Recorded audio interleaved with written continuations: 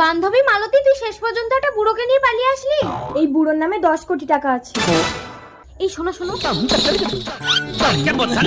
ধনা, এরা সবাই তোমাকে বুড়োই ভেবেছে। আসলে আমি যে পালিয়ে বিয়ে করব বলে তোমাকে বুড়ো সাজিয়েছি, ওরা কেউ জানে না। তুমি আমার বান্ধবীর বাড়িতে থাকো, আমি বাড়ি থেকে পরিস্থিতি দেখে এসে তোমাকে নিয়ে যাবো।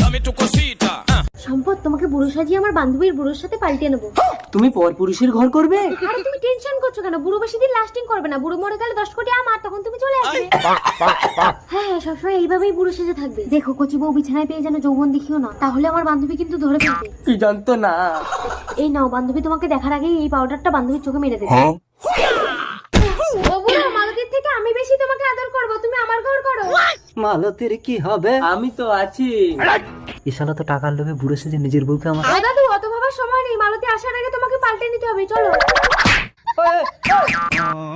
ওই বুড়ো, কিছু করবি না বলে দিচ্ছি।